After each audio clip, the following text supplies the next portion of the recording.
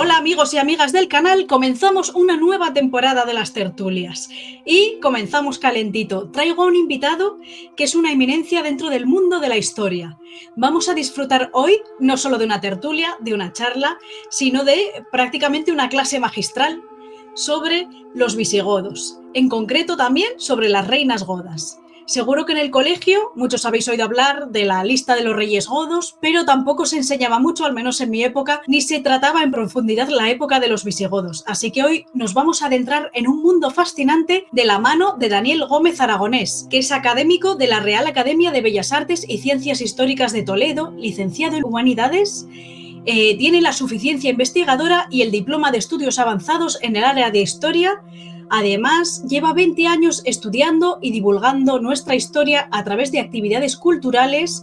En Toledo está con nuestro amigo Gonzalo, a quien ya conocéis en el canal, haciendo esas visitas guiadas fantásticas y maravillosas, las rutas del Toledo mágico, que os recomiendo, vamos, sin duda. Además, ha trabajado y colaborado en publicaciones, rutas, visitas, entrevistas, ha colaborado en radio, por ejemplo, en la revista Muy Historia, en la cadena Ser Radio, ha participado también en un programa muy amigo nuestro del canal como es Espacio en Blanco, que ya sabéis que Kini y mi grupo colaboramos mucho con Miguel Blanco, también en Onda Madrid, en Radio Castilla-La Mancha y muchas más.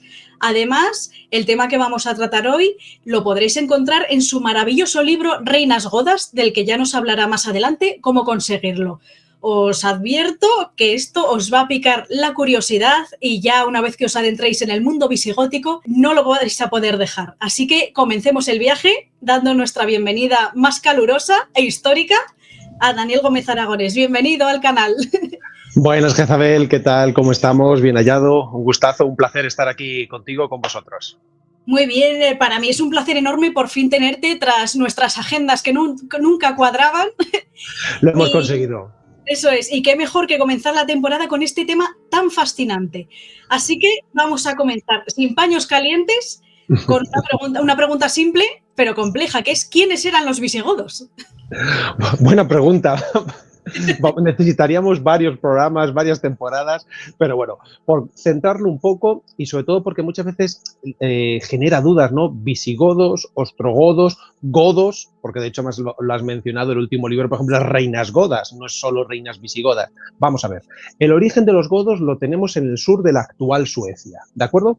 A partir de ahí empieza un viaje fascinante, una auténtica epopeya que me gusta llamar. Migran al norte de la actual Polonia. Ahí se produce un primer proceso de etnogénesis. La etnogénesis es cuando determinados contingentes poblacionales se van configurando como pueblo. En esta época y demás tenemos que quitarnos, dentro del contexto de los pueblos bárbaros, etcétera, o incluso posteriormente las invasiones bárbaras del Imperio Romano, hay que quitarse esa idea de pueblos homogéneos, puros, todas esas chorradas, ¿no? Estamos hablando de confederaciones, en verdad, de pueblos, que eso sí, se articulan a través de un núcleo en este caso gótico, un núcleo de carácter aristocrático, identitario, esencialista, tradicionalista, que a través de sus fuerza y de sus éxitos políticos, militares, van a ir atrayendo a más contingentes poblacionales. Esta absorción que provocan o que ejercen los godos es sobre pueblos germanos, también como ellos, en este caso germanos orientales, como los vándalos y como los propios godos, pero más adelante veremos que también absorben a poblaciones que no tienen que ver nada, con este caso, con lo que sería lo germano, ¿no? Los pueblos irano-esteparios, como alanos, sármatas, posteriormente los hunos, y luego ya más tarde, evidentemente, población provincial romana. Desde ese momento tenemos un nuevo proceso de migración que les va a llevar a recorrer buena parte de lo que serían las estepas eurasiáticas, esa zona de contacto entre Europa y Asia, y asentarse pues en la zona de Crimea, de Rusia, el sur de Ucrania, pues por desgracia donde hoy en día están a tiros en el contexto bélico, etcétera, pues toda esa zona, Moldavia, Rumanía. Ya estamos hablando en el siglo segundo, tercero, cuarto después de Cristo. Hacia lo que sería el año 260, 270, 280 después de Cristo, se produce lo que sería la división de los godos. Esto es importante. Por un lado tendríamos, y esto por supuesto entre muchas comillas, con notas a pie de página, muy matizable, etcétera, pero yo me quiero mover por esta corriente. Lo que serían los antecesores de los ostrogodos, es decir, los greotungos, los grotungos tienen además una traducción muy bonita porque sería la gente de la estepa o de la costa. Y luego, por otro lado, los tervingios o los antecesores de los visigodos, que también tervingios tiene una traducción muy chula que es la gente o el pueblo de los bosques, también muy, muy, muy bonito y simbólico. Pero aunque estemos hablando de grotungos, de tervingios o posteriormente de ostrogodos o de visigodos, siempre son godos, ¿de acuerdo? De hecho, cuando tú en las fuentes coges los documentos, ¿no? De cada 10 veces, 8 o 9 aparece godos, 1 o 2 ostrogodos y visigodos. Ostrogodos también tiene la traducción de godos del este, visigodos, godos del oeste. Y aquí ya, y por ir un poquito acotando, avanzamos a lo que sería más o menos el último cuarto del siglo IV, la redundancia, después de Cristo, y se produce la irrupción, la aparición de lo que me gusta llamar los bárbaros 2.0. Es decir, los bárbaros entre los bárbaros, en este caso los hunos, los abuelos de Atila, el famoso Atila, rey de los hunos, que vienen desde lo que es el interior de Asia, provocan una especie como de efecto dominó, un montón de pueblos se van desplazando, muchos de estos pueblos acaban siendo subyugados por los hunos, como pasa con buena parte de los ostrogodos, y los visigodos, en este caso los tervingios, cruzarían el Danubio, cruzaría la frontera imperial y a partir de ahí podemos decir que empieza una nueva historia. Pues fascinante, así como preámbulo. Y antes de meternos ya en faena, te quería preguntar, ¿por qué crees que hay tanto desconocimiento de este mundo visigótico? No solo en España, sino en otras partes. Te puedo contar una breve anécdota, que es este verano estuve tocando en Alemania, conocí a un alemán que además trabajaba en un puesto muy alto, en Bruselas, tal y cual, o sea, una persona con mucha cultura. Y me dijo, ay, me encanta España, estuvieron los romanos, luego los árabes. Le dije, y entre medio, a ver, los árabes entraron invadiendo, entre medias estuvieron pueblos del norte, los visigodos, tal. No he oído hablar nunca de ellos. Me sorprendió porque le pilla bastante cerca. Pues, qué pena, ¿no? Y en la escuela, y al menos yo cuando estudié, me imagino que ahora será aún menos, de los visigodos dimos 4 o 5 líneas. Pasaban por ahí y de repente era como, no, los árabes llegan a la península, pero se omite que llegaron invadiendo y que construyeron su imperio sobre este mundo visigótico. ¿Por qué crees que se hace tan poco hincapié y se desarrolla tan poco esta época que es fascinante? Bueno, pues es curioso lo que me curioso y triste, ¿no? La anécdota que me comentas con el caballero alemán, más teniendo en cuenta, pues también el peso y la influencia de los pueblos germanos en Alemania, lógicamente, o lo que hoy en día es Alemania. Hay que tener en cuenta que no puede entenderse la historia de Europa en general sin los pueblos bárbaros. De hecho, con mi frater Gonzalo Rodríguez tenemos un libro escrito mano a mano que es Historia de los pueblos bárbaros de Europa. Él se ocupa de los bárbaros frente a Europa, es decir, esos celtas, íberos, galos, britanos, etcétera. Yo me ocupo de esos bárbaros contra Roma, es decir, visigodos, ostrogodos, francos, suevos, vándalos, alanos, anglos, sajones, jutos, alamanes, porque forma parte de la raíz y esencia de Europa. De hecho, muchas de las naciones que surgirán posteriormente tienen su base en esta época, y en el caso de España es evidente con el reino visigodo de Toledo, que es el germen de España.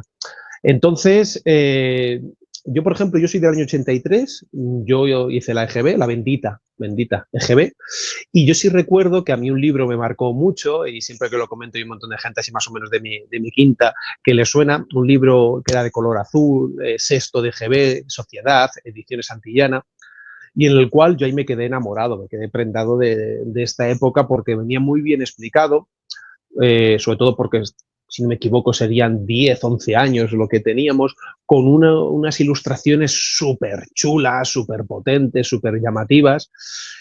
Y a partir de ahí como que la cosa fue hacia abajo, ¿no? O sea, en los planes educativos se pasa excesivamente de puntillas, teniendo en cuenta que es un periodo fundamental de nuestra historia. Repito, es la simiente, es el germen de lo que es España. No se puede entender lo que es la Reconquista, y luego si quieres hablamos de eso, sin saber lo que es el reino visigodo de Toledo. Es imposible, porque está profundamente ligado. Y sí es cierto que más allá que en los planes de estudios, pues pasa muy de puntillas, y por eso nosotros cada vez notamos que tenemos a más colegios, más institutos y sobre todo más familias que vienen con sus hijos, pues a lo que hacemos en Toledo, a todo lo que hacemos en Madrid, a lo que hacemos en el Museo Arqueológico Nacional, etcétera, los libros, charlas, conferencias, clases, etcétera. Por esto mismo, para cubrir esta laguna, sí te digo que en 20 años para acá, la divulgación de lo que es la temática visigoda ha crecido una burrada. El interés en el público en general por lo godo ha crecido, me repito, una auténtica burrada, y eso es algo extremadamente positivo. Evidentemente, nos falta mucho marketing, nos falta pues, el marketing que puede tener los vikingos, por ejemplo, lógicamente, ¿no? Que ahí ayuda mucho pues, el cine, las series, la música, etcétera, etcétera. Pero a nivel, te digo, de libros, de recreación histórica, de rutas, de visitas, de podcast, de prensa, de medios de comunicación, lo visigodo está creciendo, o sea, ha crecido y sigue creciendo de una manera espectacular, especialmente desde que el gran y mítico Juan Antonio Cebrián, que en paz descanse, el padre de la Rosa de los Vientos de Onda Cero, iniciase con la aventura de los godos. Y la verdad que yo te puedo decir que a día de hoy, en septiembre de 2025, muy, muy, muy contento por todo lo que veo que el interés va creciendo y por, como dicen los modernos hoy en día, el feedback, ¿no?, que transmite la gente cuando se acerca y conoce esta época. Ay, pues me alegro muchísimo, Daniel. Pues seguimos. ¿Cómo era la relación entre los visigodos y la población hispano-romana? Y sobre todo, ¿cómo se van haciendo con el control de la península? Pues mira, hemos dejado en este caso a los visigodos, estamos ya han entrado dentro del Imperio Romano, 378 se produce la batalla de Adrianópolis, que es una batalla fundamental en nuestra historia, al norte de la actual Turquía. Allí los tervingios, esos antecesores de los visigodos, ayudados con parte de alanos y con parte de grotungos, de esos antecesores ostrogodos, derrotan al Imperio Romano de Oriente. De hecho, el emperador Valente muere en la batalla. Y a partir de ahí continúa este viaje fascinante hasta que nos encontramos ya con el primer rey de la famosa lista de reyes godos, Alarico. Alarico en el 410 saquea Roma, otras de las fechas fundamentales. En ese saqueo, aparte de hacerse con grandes tesoros, entre ellos la mítica mesa del rey Salomón, que además creo que estuviste hace unos meses con nuestro amigo Miguel Blanco, que es un tema que en Espacio en Blanco que le encanta, el de la mesa del rey Salomón, y que hemos hablado muchas veces. También toma rehenes de prestigio, entre ellos Gala Placidia, que es una figura fundamental dentro del libro que has mencionado antes de reinas godas. Y dirán, pero si es romana ya, pero es que se va a casar con el sucesor de Alarico, que es Ataulfo. Entonces, por lo tanto, la metemos dentro de las reinas godas. Posteriormente va a surgir el reino visigodo de Tolosa, Toulouse en francés, que va a abarcar todo, o buena parte, mejor dicho, de lo que es el siglo V. El reino visigodo de Tolosa, con su capital en Toulouse, va a abarcar desde más o menos el río Loira hasta distintos puntos de la península ibérica, porque ya el primer rey que pisa suelo hispano es Ataulfo, pero no será hasta posteriormente, cuando ya se va desarrollando este reino visigodo de Tolosa, que cada vez la presencia más allá de los Pirineos, más al sur de los Pirineos, se vaya haciendo mucho más fuerte. Hay que tener en cuenta que en ese momento ya había otros pueblos bárbaros, o otros pueblos bárbaros ya habían pisado la península ibérica, como alanos, como vándalos. Los vándalos ya cruzarán al norte de África, y los suevos que quedan arrinconados en lo que sería pues hoy en día Galicia, Zamora, parte del norte de Portugal. Hay que tener en cuenta que los suevos además también es el primer reino medieval que surge en Europa, y será a partir del año 507, con la famosa batalla de Bouillé, cuando los visigodos son derrotados por los francos, por el expansionismo franco, que ya todo lo que va a ser su eje va a dejar de estar en las Galias y se va a trasladar a la península ibérica, se va a trasladar a Hispania. Y ahí, hacia mediados del siglo VI, ya podemos hablar del nacimiento, del surgimiento, del desarrollo del reino visigodo de Toledo, de nuevo repito, germen de España. Ah, bueno, y ya se me ha olvidado de responder la relación con los hispano-romanos, perdóname, que me he puesto con todo este viaje y se me ha olvidado la parte fundamental de la pregunta. Bien, pues fíjate, un detalle muy importante. Poco a poco, cuando tú vas estudiando el reino visigodo de Toledo, te das cuenta que hay un anhelo, que hay una búsqueda de ¿qué? De unidad. Unidad a todos los niveles, unidad territorial, unidad poblacional, unidad religiosa, unidad legislativa, y ya voy a hacer un spoiler para alguno, todo con luces y sombras, todo se acaba consiguiendo, aunque luego llegará y luego ya hablaremos de la invasión musulmana y esto se irá al traste, pero la cuestión es que ese anhelo y esa búsqueda existe. Y sí hay que tener en cuenta que primero hay una barrera muy importante entre hispanorromanos y godos, que es la barrera religiosa. Los godos son arrianos. El arrianismo es una corriente herética dentro del cristianismo, se llama arrianismo por un obispo llamado Arrio. Que el problema que tiene con el catolicismo es que Padre, Hijo y Espíritu Santo, los tres en una misma sustancia, la Santísima Trinidad, ellos no la ven igual. Entonces, claro, quitan el carácter divino a Cristo. Entonces, claro, lógicamente esto choca de lleno con lo que es el catolicismo.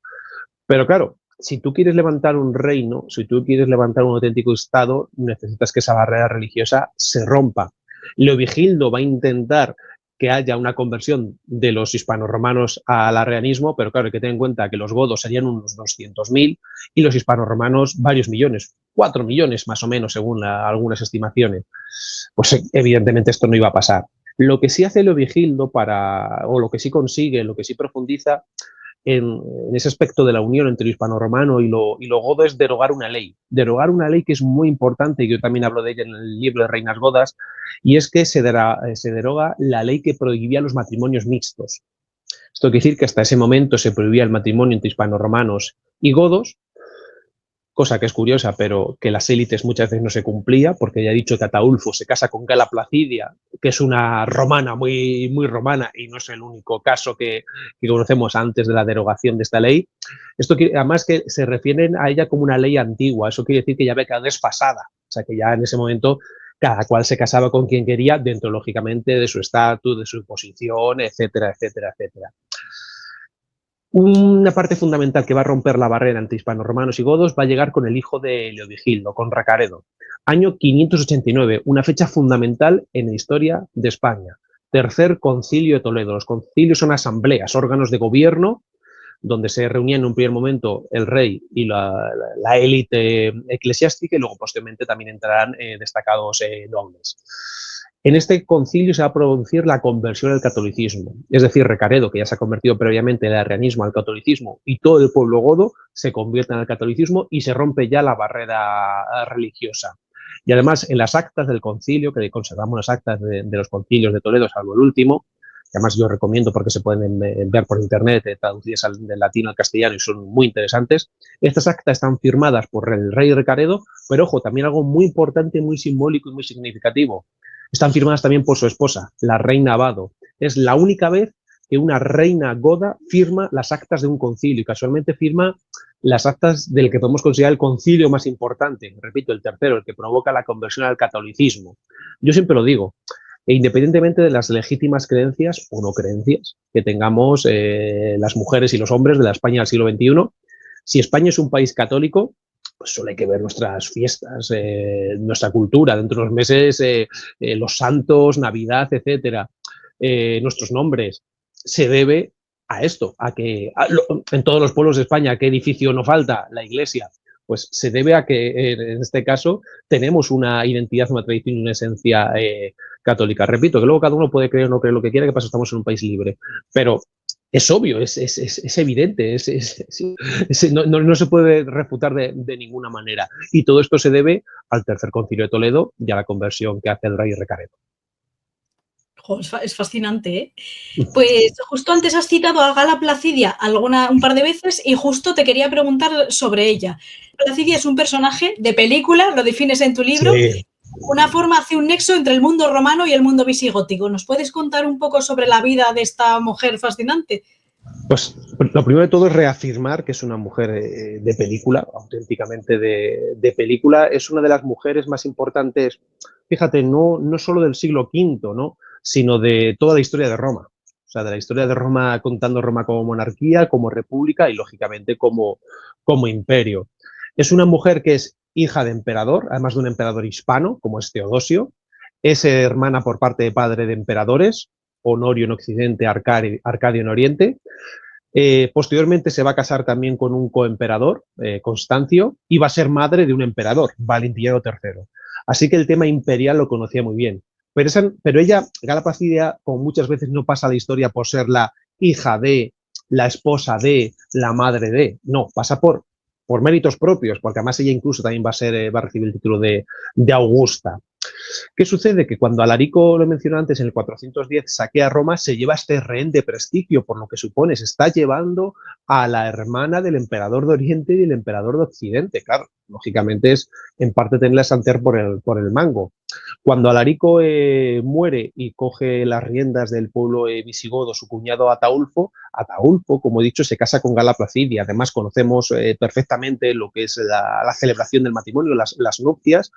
Se celebró en el sur de las Galias y es muy interesante porque ya solo cómo se celebra el matrimonio te muestra la ascendencia, la influencia, el peso que tenía Gala Placidia sobre su marido Ataulfo, porque Ataulfo no va a la boda, a la ceremonia vestido como un gran líder godo, como un gran rey germano, no, va como un gran personaje romano.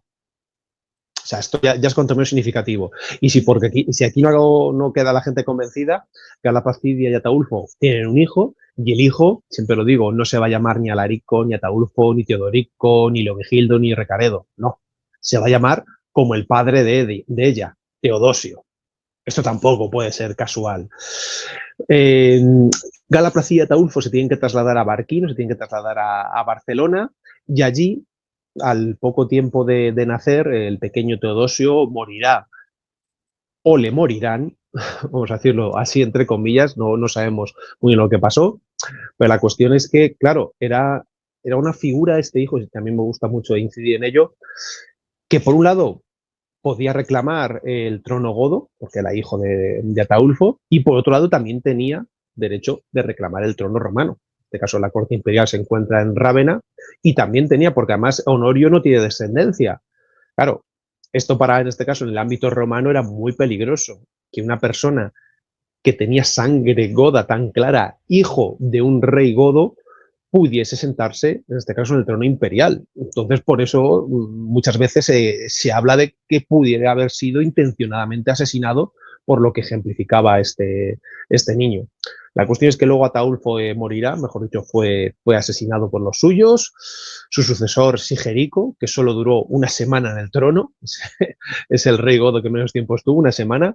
En este caso, humilló públicamente a Gala Placidia, y el sucesor de Sigerico, que también fue asesinado, Balia, llegó a un acuerdo con los romanos, con el gobierno de Rávena, para devolver a Gala Placidia a manos imperiales, y a partir de ahí ya se desliga la historia de Gala Placidia y de los visigodos. Pero eso sí, Gala Placidia, cuando vuelve con los romanos, se lleva una especie como de guardia personal de visigodos que la van a acompañar hasta el final de sus días. Siempre estuvieron con ella. Y ya Gala Placidia, bueno, pues tendrá una vida también, siguiendo por lo que decíamos, una vida de película dentro del ámbito romano. Morirá ya muy mayor, a mediados del siglo V, llegando a ser emperatriz regente, cuando es la minoría de edad de su hijo Valentiniano III, teniendo peso en las decisiones, lógicamente, políticas, económicas, militares.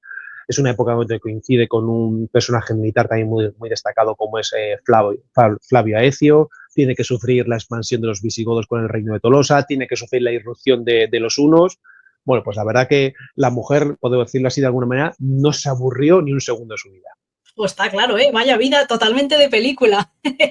Y bueno, ya que hemos hablado de este personaje y ya que tu libro habla de las reinas godas, vamos a centrarnos en la mitad de la población, la situación de la mujer, tanto en el mundo hispano-romano como en el mundo visigótico. Entonces, ¿qué derechos tenían?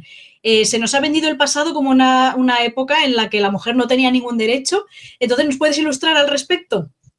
A ver, aquí hay que tener, imagínate que nos plantamos ya en el reino visigodo de Toledo en el año 640, ¿vale? El reino visigodo de Toledo, año 640, ya se ha producido lo que es la conversión al catolicismo, ya se sigue avanzando y profundizando en el proceso de fusión entre lo godo y lo hispano-romano.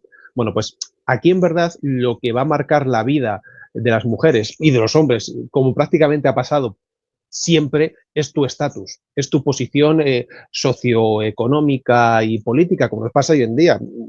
Habitualmente nos movemos en un ámbito, en un espectro que es más o menos por arriba o por abajo similar en lo que es la cuestión social, económica, etcétera, etcétera. Pues es algo que podemos decir de alguna manera ha pasado casi siempre, aunque luego siempre hay gente que salta, que sube, que baja, etcétera.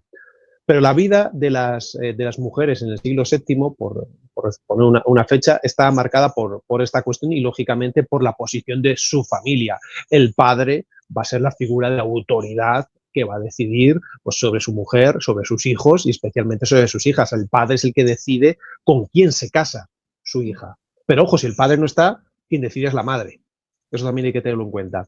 Si nos movemos en lo que serían las altas esferas, es decir, la realeza, la aristocracia, ¿no? Que es lo que yo más he enfatizado en el libro, hay que tener una serie de características fundamentales para entender lo que significa una mujer de poder, una reina goda, tanto visigodas como ostrogodas.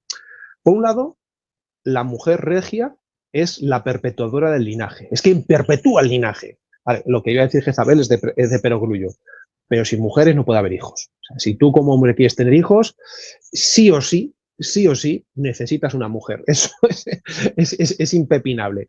Y además, en este caso, tú como hombre, desde un punto de vista tradicional, necesitas y quieres tener descendencia. Lógicamente, para que perpetúen tu legado, para que el patrimonio familiar no se pierda, no se diluya, sino que siga dentro de tu linaje, incluso se pueda seguir ampliando en el futuro. Entonces, como te digo, son perpetuadoras del linaje, fundamental en el contexto de realeza y en el contexto de aristocracia. Por otro lado, son la mujer de poder, la mujer regia, la mujer aristocrática, es un símbolo tanto de poder como de honor. Muy importante, o sea, si se falta el respeto, si se mancilla, si se deshonra a una princesa, por ejemplo, lógicamente la tradición germana, o en muchos casos la tradición occidental, exige una venganza. O sea, esto no puede quedar así. Hay veces que quedaba así. Hay un ejemplo muy curioso, y que hago un pequeño paréntesis. Estamos en el reino visigodo de Tolosa, estamos con Teodorico I. Teodorico I, que sepamos, tuvo, si no recuerdo, 8 hijos, 6 hijos que conocemos el nombre, 2 hijas que no conocemos el nombre, que es otra de las cosas que también pasan en las fuentes. De los hombres no hay ningún problema en mencionar todo su nombre, pero cuando llega la hora de las reinas, de las princesas, etcétera, muchas veces se omite. La cuestión es que una de las hijas de Teodorico I se casa con un príncipe vándalo, algo lógico, normal, ¿no? En el contexto de matrimonios políticos de la época. Se va a casar con Hunerico, que es hijo del gran rey vándalo Genserico, pero ¿qué sucede? Que en un momento determinado se da la circunstancia en la cual Genserico puede conseguir que su hijo Hunerico entronque, se case con una princesa de la casa imperial, en este caso de la corte imperial, mejor dicho. ¿Y qué es lo que va a hacer Hunerico? Va a repudiar, va a apartar a la princesa visigoda, pero no solo eso, o sea, no solo es, bueno, el hecho de repudiar era algo que sucedía, sino que la va de alguna manera no humillar, sino humillar me quedo corto, directamente la va a desfigurar, es decir, dicen las fuentes que la arrebata su belleza natural, la va a cortar las 2 orejas y la nariz, y la devuelve así a Tolosa. Claro, aparte, lógicamente, de la locura que esto supone, esto exigía por parte de Teodorico I una venganza, por lo que había hecho, en este caso, repito, a una princesa, ¿no? A una mujer de la realeza, de la corte. Entonces, tú estás obligado moralmente y tradicionalmente a ejercer una venganza, pero que sepamos, en este caso no fue así. Y otra de estas características que quiero mencionar sobre la mujer de poder, aparte de perpetuar el linaje o ser símbolo de poder o de honor, es que legitiman en el poder, en y para el poder. ¿Qué quiero decir con que legitiman? Muy sencillo. Uno de los grandes temas, ¿no? que se desarrollan en el libro es la figura de la reina. Siempre estamos hablando, por supuesto, es importante aclararlo, de reinas consortes, ¿vale? No son reinas titulares, no son Urraca I de León ni de Castilla, no es Berenguela I de Castilla y, por supuesto, no es la reina más grande de la historia de la humanidad, sin ningún género de duda, que es Isabel la Católica. Pero antes de estas grandes reinas y otras muchas, estuvieron estas reinas godas como consortes, pero a lo que iba es que cuando moría el rey, quedaba la figura de la reina viuda. Claro, esto es algo complejo, o sea, no se queda viuda, no. ¿Qué sucede con ella? Porque estamos hablando de una monarquía electiva. Los reyes se eligen. Si en este caso elegimos a un rey, ese rey se casa con otra mujer y de repente hay un noble que se rebela y se casa con la reina viuda, ojo, puede estar legitimado en el trono. De hecho, conocemos algunos casos como Leovigildo, que cuando su hermano Liuba I le asocia al trono, lo que va a hacer rápidamente es casarse con la reina viuda, con la viuda que había dejado a Tanagildo, que es una de las grandes reinas también y de la cual pues, hablo mucho en el libro, que es Goswinta. Goswinta se casó con dos reyes godos, Atanagildo y Leovigildo, y sobrevivió a los dos reyes godos. Ellos murieron y ella todavía seguía viva cuando llega al trono Recaredo. Entonces, para evitar todas estas circunstancias, poco a poco se va acotando la libertad de la reina viuda hasta que finalmente, para evitar que suponga mayor problema dentro de lo que es el desarrollo de la monarquía visigoda, se determina a través de los concilios de Toledo que la reina automáticamente, en cuanto su marido, el rey, muere, ella va a un convento. Tal cual. Así se acabó el problema, porque evidentemente ningún hombre se va a atrever a casarse con una mujer que ha tomado los hábitos, porque ahí ya no atentas contra los hombres, es un pecado en este caso, estás atentando contra la ley de Dios y eso no se atrevía a nadie a hacerlo. Pero claro, cuando la reina entra en un convento, no es la reina y todas las sirvientas que van con ella. Y aquí no era una sirvienta que diga, oye, me viene mal ahora meterme en el convento, yo paso del tema, si me permites un poco la expresión. No, todas van detrás. Claro, al convento que entran, evidentemente, imagínate lo que supone para un convento que un grupo de mujeres tan importante, encabezado por una reina viuda, entre a nivel de patrimonio. ¡Guau! El crecimiento para un convento o un cenobio femenino es alucinante. Entonces, por decirlo así, en algunos casos hasta se podían rifar el que viniesen. Lógicamente, claro, cuando una reina viuda entra, lo más normal es que ocupe un puesto destacado, abadesa, etcétera, etcétera. Luego, en el caso pues, de las princesas, de las hijas de los reyes, pues su destino estaba prefigurado, estaba marcado en generar matrimonios políticos dentro del contexto de la Europa pues, del siglo VI, VII y VIII, pues, como sucedió a lo largo de buena parte, te iba a decir de la Edad Media, bueno, a la buena parte de la historia, hasta prácticamente hace 3 días. Sabemos también que las jóvenes, igual que los jóvenes, ligados a la nobleza, a la aristocracia civil, irían a la corte, irían a Toledo a formarse los jóvenes para ser pues, en el futuro buenos gobernantes, buenos duques, buenos condes, buenos militares, y las mujeres para ser buenas mujeres, buenas esposas, pues de esos condes, de esos duques, si tienen alguna petición llegada desde algún reino extranjero, etcétera, formarse lógicamente, intelectualmente, en formas, en maneras, en costumbres, etcétera, etcétera. Entonces todo eso también estaba ahí muy presente. Por otro lado, un detalle que también me gustaría comentar es la cuestión religiosa. Para muchas personas, tanto hombres como mujeres, hay que decirlo, la vida religiosa era casi una salida de vida, ¿no? Porque entrar dentro de un convento, de un monasterio, aparte de asegurarte comida, bebida, etcétera, manutención, podemos decirlo así, también te asegurabas que lo más normal es que supieses leer y escribir.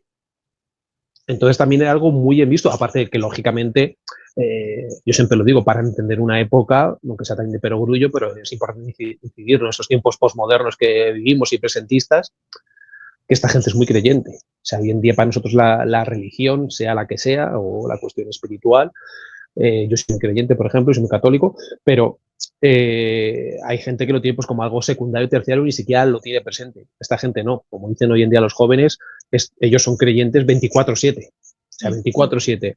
Entonces, claro, si tú quieres entender esta época o cualquier época de la historia, bajo mi punto de vista, tienes que intentar pensar y sentir como lo hacía la gente de esta época. Entonces también ese factor o el que a lo largo del rato que llevamos hablando yo estoy insistiendo tanto en la cuestión religiosa no es por mi prisma religioso, no, es porque es así. O sea, es que no puede entender, no podemos separar. Igual que hay como me gusta decir, un vínculo sagrado entre trono y altar. Hay altar, monarquía e iglesia van de la mano, pues evidentemente todo eso impregna la sociedad, desde el primero rey hasta el pobrecito sirviente. Muy interesante lo que has apuntado y va en relación a la siguiente pregunta, que es la convivencia del mundo de la fe con la heterodoxia, la relación con la magia, que ha existido también en la humanidad desde la antigüedad. ¿Podrías contarnos esa relación entre fe y magia que pasaba ahí en ese mundo visigótico? Por una parte la religión, por otra parte esa creencia en el mundo espiritual y mágico. Pues mira, es una de las cuestiones que aparecen en el libro, ¿no? Es decir, exactamente, mira, en el capítulo 6 se titula así, uno de los epígrafes, Fe o heterodoxia entre la Biblia y la magia. Exacto, sí. No es un capricho, o sea, no es un capricho por mi parte. Es que, claro, la cuestión vinculada a la heterodoxia, a la magia, a la superstición, a la hechicería, a la adivinación, etcétera, estaban presentes. ¿Y por qué sabemos que estaban presentes? Porque aparecen recogidas en los concilios de Toledo, en este caso, trabajando contra ellas, luchando contra ellas, diciendo cómo hay que actuar contra toda esa idolatría, toda esa superstición, etcétera, etcétera. Y esto es muy sencillo y la gente que te siga y demás que sepa de derecho lo podrá corroborar. Si se legisla contra algo, es que ese algo existe, es que ese algo afecta, es que ese algo molesta, porque no se va a legislar, no se va a trabajar contra algo que no moleste. O sea, no estamos por perder el tiempo, creo yo. Pues en este caso, si esto está presente a lo largo de los sucesivos concilios de Toledo o incluso concilios provinciales que se realizaban en otros puntos del reino, es porque se consideraba que era un problema. De hecho, fíjate, en el siglo VI, en el contexto del reino suevo, hay un personaje muy destacado que podemos considerar, entre comillas, el apóstol de los suevos, que es San Martín de Braga o San Martín de Dumio. Es el que va a conseguir la conversión al catolicismo por parte de los suevos. Y él tiene una obra muy interesante que se titula De Correctione Rusticorum. O sea, yo creo que no hace falta hacer De Correctione Rusticorum, creo que se entiende bastante bien. Y es muy interesante porque, aunque sea solo en el contexto del reino suevo, es decir, repito, pues la actual Galicia, parte de Asturias, parte de Zamora, parte del norte de Portugal, te marca muy bien los problemas muchas veces en los que se enfrentaban los sacerdotes en su labor pastoral, en su día a día, con esas supersticiones que seguían presentes, esa superstición pagana que venía del ámbito celta, del ámbito romano, alguna cuestión incluso propia del ámbito del germanismo.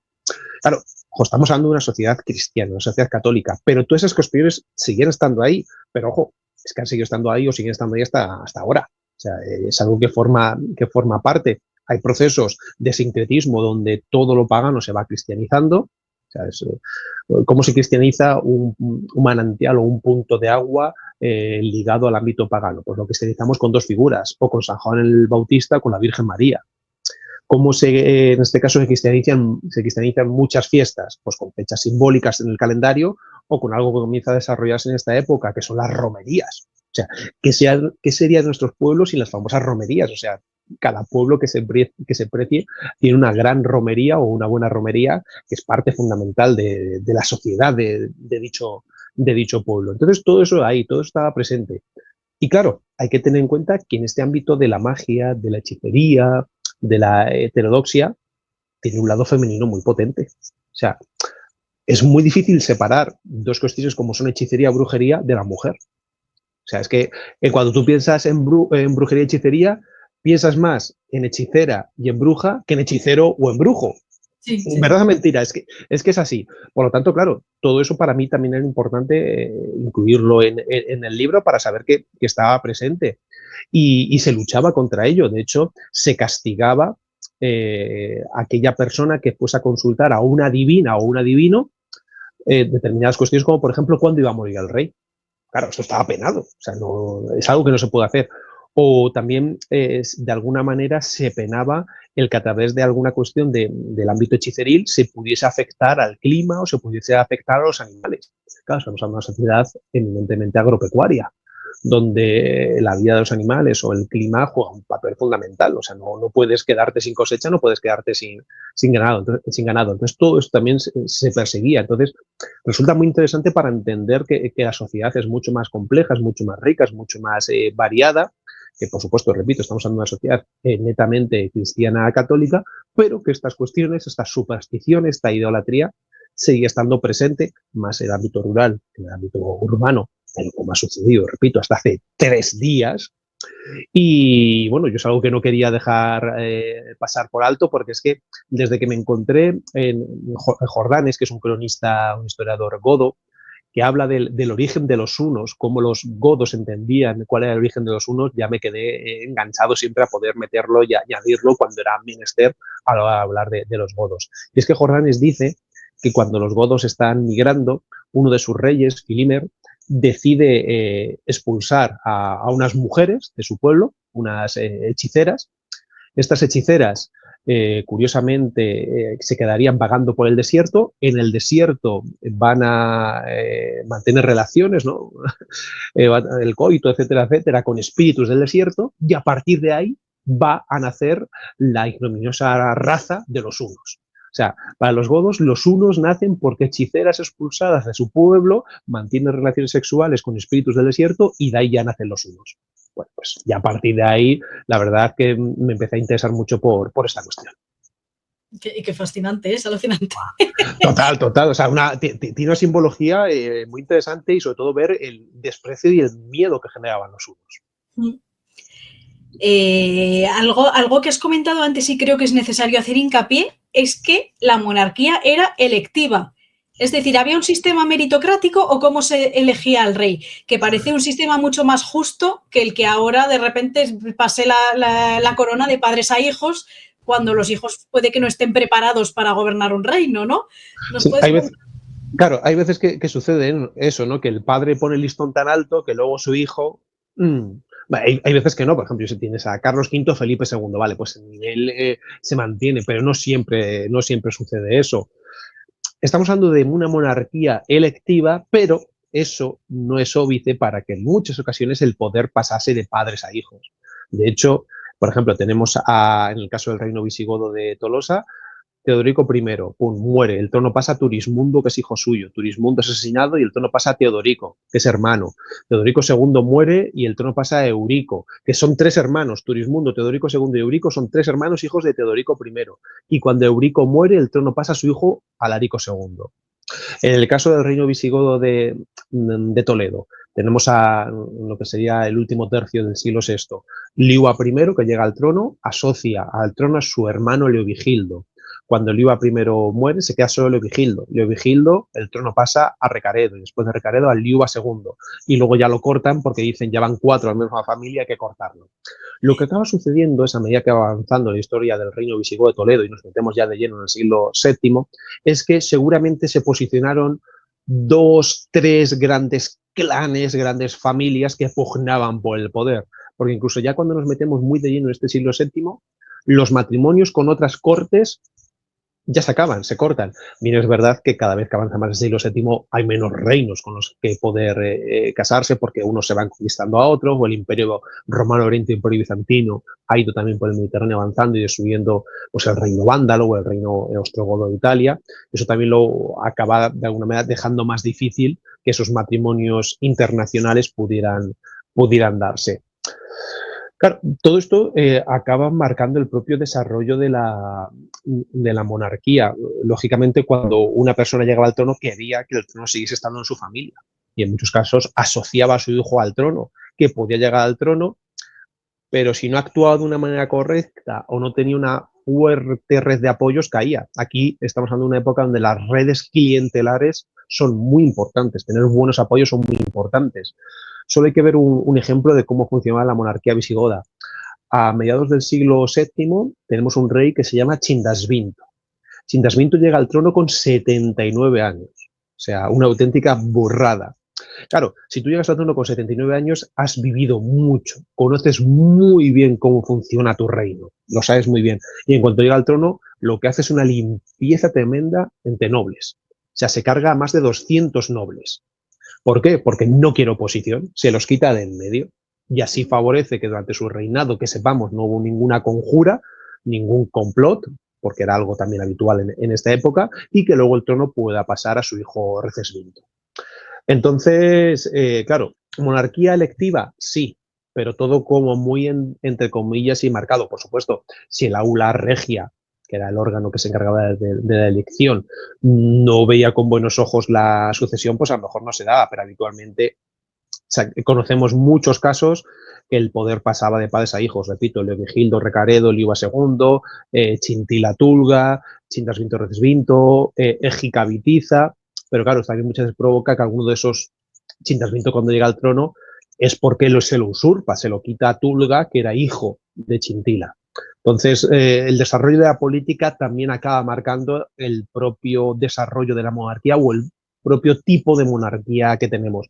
Que a priori sí podemos decir que, hombre, que una monarquía electiva basada en una especie como decías tú, Jezabel, de meritocracia, parece como más justa, pero también muchas veces puede llevar a más inestabilidad, más desequilibrios. Entonces, bueno, pues es decir, ¿un sistema más justo? Objetivamente puede que sí. ¿Un sistema más inestable? Pues objetivamente puede que sí, porque no sabes lo que te va a venir después. Si el poder está en una única familia, sabes cómo va a ir la cosa. Pero claro, también te arriesgas a que el hijo no sea igual que el padre, o que el nieto no sea igual que el padre o que el abuelo. Y bueno, en tu libro hay un capítulo que se llama Leyendas con sabor a amor y sangre. ¿Nos puedes contar alguna leyenda relacionada con el mundo visigótico? Efectivamente, o sea, otra de las cosas que a mí me gusta mucho y que, por ejemplo, ya en el libro aquí lo voy a sacar el tocho, del libro de Toledo, ya hice, fue añadir la cuestión legendaria, ¿no? Esto, bueno, ya sabes que con nuestro amigo Gonzalo insistimos mucho en la cuestión de la leyenda, del mito, etcétera, que, como decimos, no son cuentos para que los niños se vayan a la cama, no. Me gusta insistir a mí en una cuestión muy importante, y es que a través de las leyendas y de los mitos de cualquier pueblo o de cualquier país puedes llegar a la esencia de dicho pueblo o de dicho país, evidentemente quitando el grano de la paja, pero es que es así, o sea, la leyenda no es una invención intelectual, literaria, no. Bueno, en algunos casos puede que sea, pero en verdad estaría basada en un hecho histórico más o menos claro. Como decía un buen amigo académico, la historia genera mitos y los mitos hacen leyendas. Tú no puedes entender una época determinada sin sus leyendas y sus mitos. Y aquí en este caso, en época visigoda, pues lógicamente se generan un montón de leyendas. Y muchas de estas leyendas tienen en este caso un componente femenino muy marcado. Bien porque la protagonista o coprotagonista sea una mujer, o bien porque de alguna manera el elemento femenino está muy presente.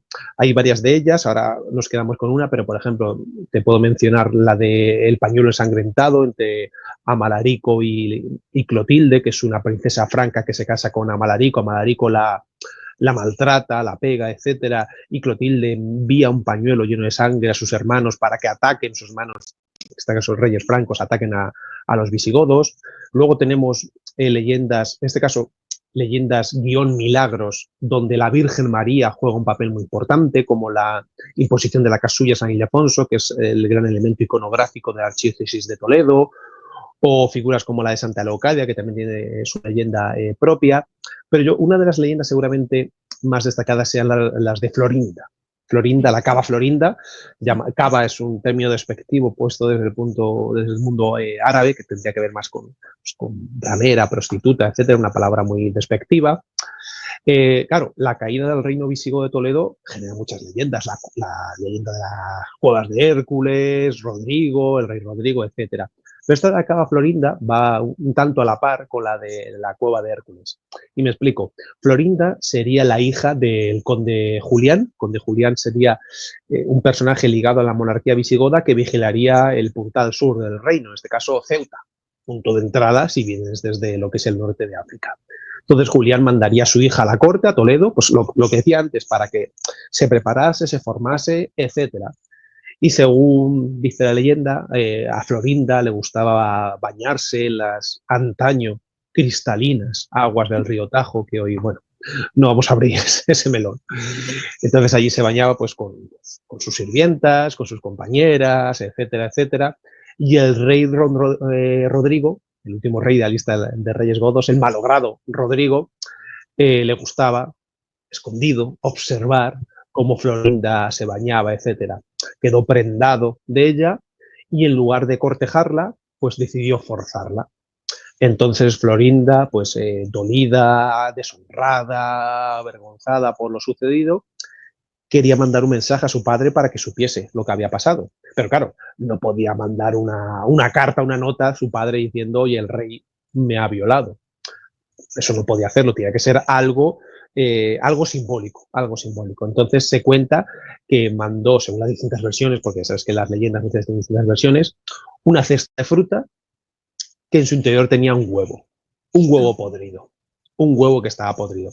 Que claro, también te pones a pensar, una cesta de fruta enviada desde Toledo hasta Ceuta, pues lo normal es que todo llegase podrido, pasado, pero bueno, en este caso se supone que la fruta llegó bien, pero en este caso Julián, al ver ese huevo podrido, entendió que su hija había sido desflorada, había sido violada.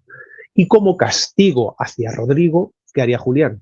Abrir las puertas, el conde Julián abría las puertas de Ceuta y por ende las puertas del estrecho de Gibraltar para que los musulmanes, para que Tarik, en este caso, y luego posteriormente Muza, pudieran desembarcar e iniciar lo que es la invasión del reino visigodo de Toledo y lo que es la conquista de Hispania. Pero si nos fijamos, y esto es muy, muy interesante, hemos dicho que en el marco legendario, la caída del reino visigodo y la invasión musulmana se produce por una profanación, por una violación, en este caso la de Rodrigo con respecto a la dama Florinda. Si nos quedamos en la otra leyenda, la de las cuevas de Hércules, la invasión y la caída del reino visigodo se produce por otra profanación, otra violación de Rodrigo, en este caso de una cueva, de las cuevas de Hércules. Desde el punto de vista simbólico, una cueva y una mujer tienen mucho que ver. O sea, sí. en verdad, simbólicamente, entre comillas, diríamos que es lo mismo, ¿no? La violación de una cueva, que es el interior, la madre, etcétera, y la violación específica de una mujer. Entonces, si nos damos cuenta, simbólicamente es lo mismo, ¿no? Y mismo personaje, Rodrigo, movido por un caso por la lascivia y otro caso por la avaricia, encontrar tesoros en la cueva, ¿no? Pecados capitales que acaban conllevando la caída del reino. Entonces, aquí nos damos cuenta claramente de una cosa, de que más allá de que esto sucediese o no sucediese, te lo muestran como un castigo. Un rey que no actúa de una manera correcta es castigado. O sea, por supuesto, es una visión providencialista, un castigo de Dios. Claro, pero es que digo lo de antes, es que esta gente era creyente 24/7. Es normal que creyera estas cosas, o si ellos mismos en ese momento no lo veían así, la gente que a lo largo del siglo VIII, IX, X desarrolla la Reconquista sí lo ven así, porque es el mensaje que se dan, porque es el mensaje que ellos entienden. Entonces es muy importante que si nosotros queremos entenderlo, intentemos pensar como pensaban ellos. Pues ahí nos has contado ya el comienzo del fin de los visigodos con la entrada de Tarik en el año 711 y a partir de ahí comienza la destrucción del reino visigodo. ¿Son 100% destruidos? ¿Quedó algún vestigio? Y de ahí nos puedes relacionar el reino de Toledo con Asturias y la Reconquista. Y ahí para acercando al final. Por supuesto. Vamos a ver, estamos en el caluroso verano del año 711, en el sur del reino, en el sur de Hispania, en la mal llamada, porque la batalla no fue exactamente en el río Guadalete, batalla de Guadalete. Allí Rodrigo se va a enfrentar a esas fuerzas invasoras, pero claro, hay que tener en cuenta que la invasión musulmana se produce por un lado en un contexto de guerra civil, ¿vale? Cuando Rodrigo llega al trono, llega elegido, o sea, es elegido, pero los familiares del difunto rey Bitiza no veían con buenos ojos que fuese Rodrigo porque se salía el poder de su núcleo. Entonces hubo enfrentamientos, etcétera, disputas y en verdad en el 711 había un clima de guerra civil. Luego aparte, sabemos que Rodrigo cuando se produce la invasión está en el norte. Hasta hace poquito tiempo se pensaba que estaba en el norte luchando contra los vascones, que era algo habitual, pero parece ser que en verdad estaría luchando contra Agila o Aquila II, que sería un noble que se habría rebelado en la provincia de la Tarraconense. Por lo tanto, como vemos, era un contexto, una coyuntura complicada, muy difícil. A ello hay que sumarle una época de epidemias, de crisis climática, de malas cosechas. Como me gusta decir, es un cocido perfecto, es una tormenta perfecta para que si te atacan, tú puedas caer. Pero es que no solo esto, sino que esta invasión y el desarrollo de la misma provoca la caída de los 5 pilares del reino. Rodrigo muere o desaparece tras la mal llamada batalla de Guadalete. Sin rey, el ejército queda descabezado. Ya no es una fuerza unitaria, máxime cuando distintos nobles comienzan a pactar con la fuerza invasora. Tercero, el tesoro real se pierde. Cuarto, la capital, Toledo, cae en manos musulmanas. Y quinto, el personaje religioso más importante, el arzobispo de Toledo, el que tiene que hacer la unción real, es decir, siguiendo prácticamente como serían preceptos del Antiguo Testamento, ungir con el oro sagrado, con ese aceite la frente del rey, sin deredo, desaparece, se marcha a Roma, viendo la situación que había. Entonces, claro, por decirlo así, todo se pone de cara para el desarrollo de la conquista omeya, de la invasión árabe, de la invasión musulmana de la península ibérica, del reino visigodo de Toledo. Que, ojo, siempre se ha querido vender como, esto fue súper fácil. No, o sea, no es que fuese fácil, es que se dio una coyuntura muy beneficiosa para los invasores. Y hubo ciudades que sí resistieron. Écija, Córdoba, Mérida, Toledo no tenía fuerzas que oponer, Zaragoza, lo que hoy en día es Cataluña, lo que hoy en día es la Narbonense, un trocito del sur de la actual Francia que estaba bajo control, se incluía dentro de los dominios del reino visigodo, pero finalmente los musulmanes poco a poco, bien a través de violencia o bien a través de pactos, acaban haciéndose con buena parte del control de lo que era Hispania y ese trocito del sur de las antiguas Galias. ¿Qué sucede? Que en el norte, más tarde en lo que es los Pirineos, la marca hispánica, antes en lo que es Asturias, se va a configurar un foco de resistencia, ¿no? Ahí emerge la figura de Pelayo. Pelayo sería un personaje que actuaría como puente en lo que sería finales del siglo VII, principios del siglo VIII, entre Toledo y Asturias, esta época hay que referirse como Asturias, sin la S final.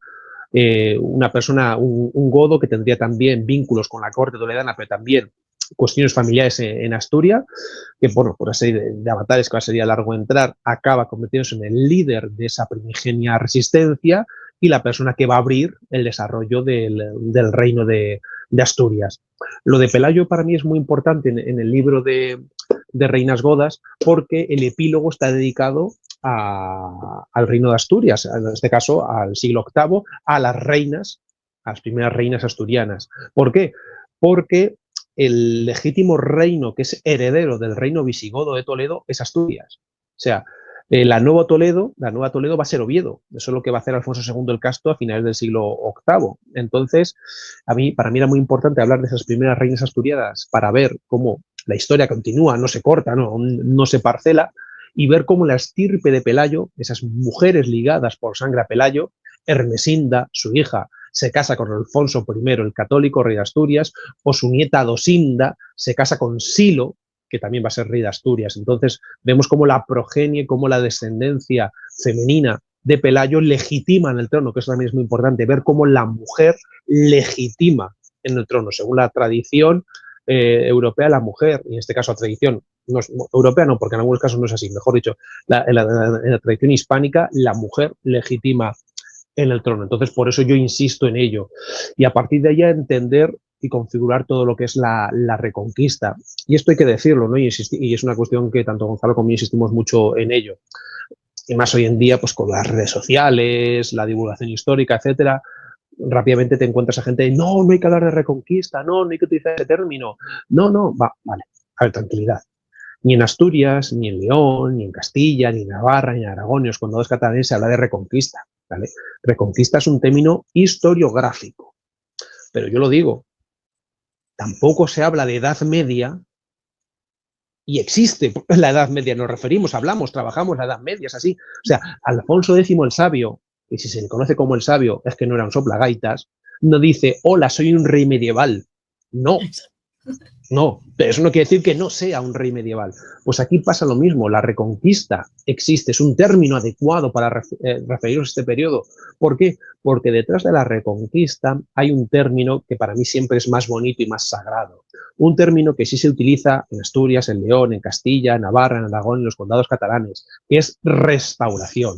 La restauración del reino perdido. Pero no es que quieran coger, es que ¿por qué no poner el reino visigodo? No, es que eso ya ha pasado.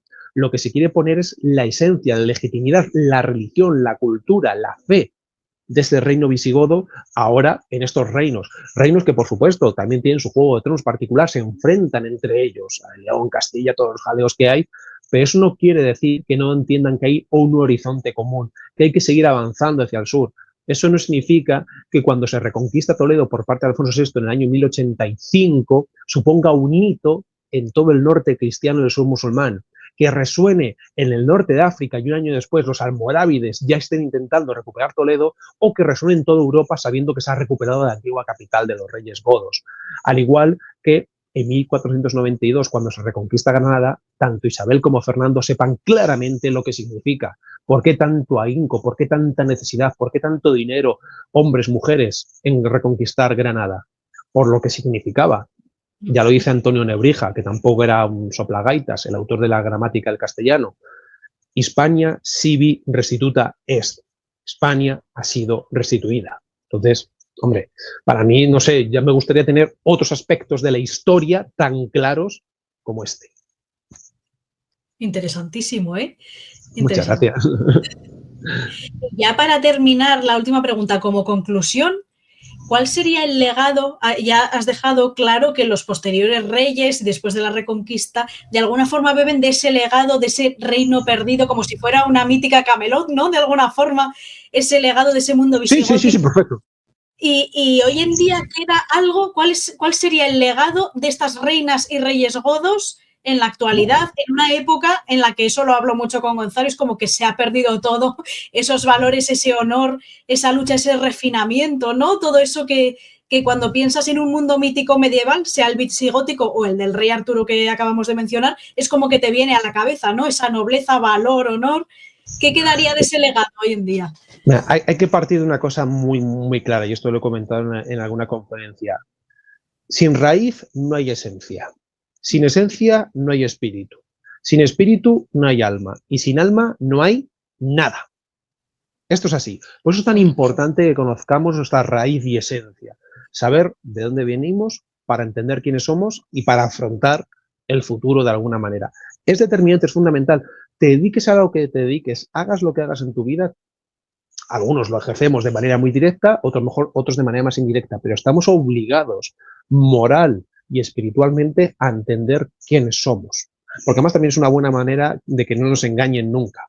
Eso es así. Y porque creo que tenemos un deber de saber quiénes somos, ¿no? Porque, bueno, lo decimos también mucho con Gonzalo, ¿no? No estrenamos la vida y el mundo. O sea, detrás de nosotros hay un largo linaje de mujeres y de hombres que, para bien o para mal, con luces y sombras, por supuesto, nos han hecho que seamos como somos. A partir de aquí, el legado del reino visigodo de Toledo. Pues el legado, según donde nos encontremos, según en el foro, en el libro, en la ruta, en la visita, en la clase, o en el podcast en el que estemos, podemos hablar de distintos niveles de legado. Uno de ellos, lo he venido mencionando, es que es el germen de España, es la simiente de España. Si hay que encontrar un punto de partida, un punto de origen, es el reino visigodo de Toledo, lógicamente amparado en una inmensa tradición y legado e influencia romana. Es así. Pero el germen, el origen de lo que es España, la primera España, entre comillas, entre muchas comillas si queremos, es el reino visigodo de Toledo. Es que es así, es tal cual, porque el Regnum Gotorum se acaba asimilando y asociando con el Regnum Hispaniae y el Rex Gotorum con el Rex Hispaniae. Y esto es visto tanto dentro de la propia Hispania como fuera. Hasta Gregorio de Tours, obispo franco, historiador franco, antigodo total, lo ve así. Entonces, ostras, esto es un paso previo. Claro, mucha gente, no, es que no es lo mismo la España del 19 que lo que tú estás hablando del Reino Visigodo de Toledo. Nos ha jodido. Claro que sí, copón. Igual que yo no soy la misma persona con 42 años que tengo ahora que cuando tenía 5, pero sigo siendo Daniel Gómez Aragonés. Pero evidentemente todo tiene un avance, un discurso y un desarrollo. Que si no la queremos coger con papel de fumar o caer en un relativismo absoluto, claro, el problema es cuando todo esto se politiza. O sea, que por decir esto no significa que seas de un lado, de otro o del medio. No, no, simplemente es. Igual que por mucho que nos empecinemos, lo siento, estamos en el 2025. Yo me puedo empecinar en que no, estamos en 1997. Vale, empecíñate si quieres. Pero mañana va a seguir siendo 2025 y así hasta que llegue el 1 de enero que pasemos a 2026. Y punto. Otro de los legados, lógicamente, es la cuestión que te comentaba del catolicismo en el sentido de su oficialidad. ¿De acuerdo? O sea, sin ese concilio de Toledo, tercer concilio de Toledo de 589 de Recaredo, la cosa no sería exactamente igual. Entonces, para mí es otra de las cuestiones también muy importantes. Luego podemos quedarnos con un legado más material desde el punto de vista del arte, ¿no? Podemos quedarnos con las iglesias visigodas que se nos han conservado, Santa María de Melque, San Pedro de la Mata, San Pedro de la Nave, Quintanilla de las Viñas, San Juan de Baños, etcétera, etcétera, etcétera. Yacimientos arqueológicos tan interesantes como el de Guarrazar, aquí en Guadamur, Toledo, el de Recópolis, en Zorrita de los Canes, Guadalajara, etcétera. legado también que tiene que ver con nuestra propia lengua. Muchas de las palabras que utilizamos vienen de la antigua lengua gótica. Los godos hablaban lengua gótica, pero poco a poco el latín se va imponiendo. Pero muchas de las palabras que tienen que ver con el ámbito bélico, guerra, yelmo, etcétera, vienen de la antigua lengua germánica. Muchos de nuestros nombres tienen que ver con el pasado germano. No, más que nombres últimamente apellidos, ¿no? Pero nombres como Ildefonso, como Fernando, etcétera, etcétera, y apellidos como Sánchez, Gómez, Hernández, Fernández, parece ser que todos están ligados a las raíces y tradiciones germanas. Y luego, lo que te decía de la Reconquista, ¿no? La Reconquista tiene detrás un ideal, y ese ideal es el neogoticismo, es decir, ¿no? El sentirse ligados y vinculados al reino visigodo de Toledo, ¿no? Es decir, oye, que nosotros venimos de ahí, que tenemos que recuperar esto que perdimos. Entonces, eso para mí es un legado maravilloso y un legado que continúa tras la Reconquista, ¿no? Todo el mundo entendía, los Borbones en el siglo XVIII entienden perfectamente, ¿no? Que su legitimidad está amparada, en este caso en la época, en el reino visigodo de Toledo. Entonces, yo creo que es un legado muy amplio, muy interesante, muy bonito, muy simbólico. Claro, muchas veces la gente puede decir, bueno, es que no tenemos un acueducto como el acueducto de Segovia, si nos quedamos en el ámbito romano, o no tenemos, yo qué sé, la mezquita catedral de Córdoba o Medina Zara, etcétera, ¿no? Por poner el antes y el después. Ya, pero no todo son grandes edificios. Claro, a mí me hubiese encantado que la capital, Toledo, del año 600 se conservase tal cual era, porque tuvo que ser una ciudad espectacular, marcada por Roma, Ravenna y Constantinopla, pero claro, todo eso también se ha ido perdiendo, pero hay un legado que va mucho más allá, un legado que ha marcado y ha definido nuestra historia y que muchas veces yo creo que las cosas más bonitas son aquellas que no se ven. Pues con esto cerramos este pequeño pero gran programa y ya para terminar, dinos dónde se puede encontrar tu libro, Reinas Godas. De verdad os lo recomiendo, es un viaje fascinante.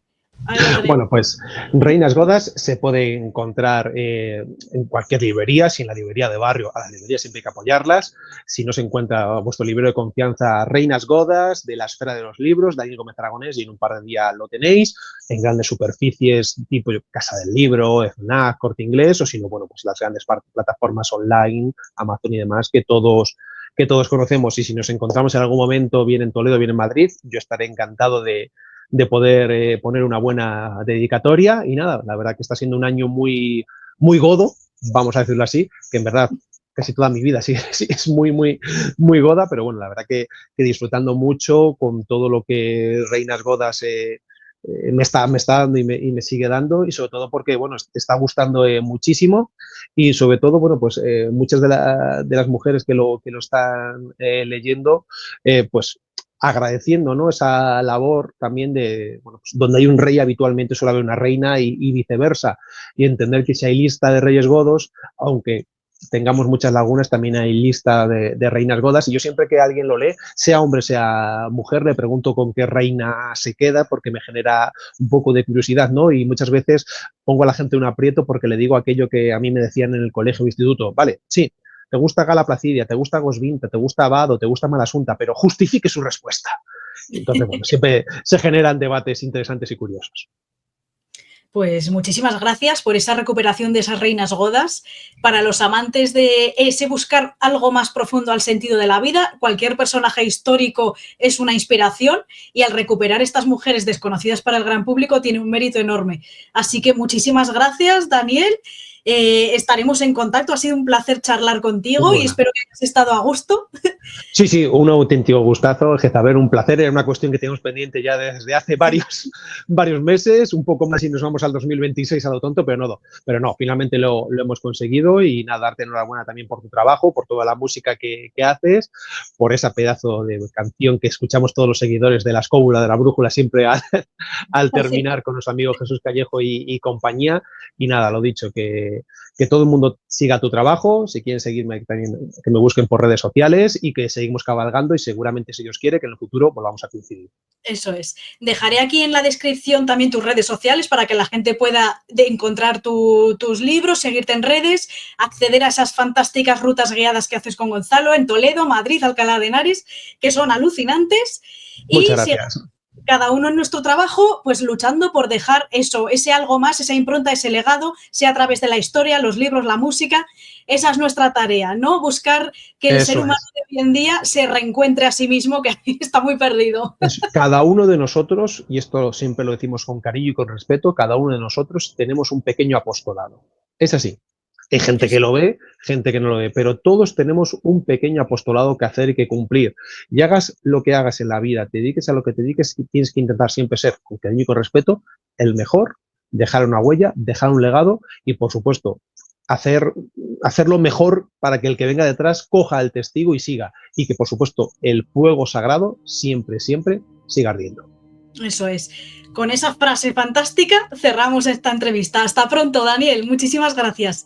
Fuerza y honor. Y a vosotros espero que os haya parecido interesante que comencemos este curso con esta llama de la que ha hablado Daniel, esta inspiración. Os animo a buscar, a investigar sobre este mundo visigótico absolutamente interesante, fascinante y sobre todo porque recordad que quien olvida su historia está condenado a repetirla. Así que seguid con ese viaje y que la música os acompañe en el proceso. Gracias por ver este capítulo y nos vemos en la próxima.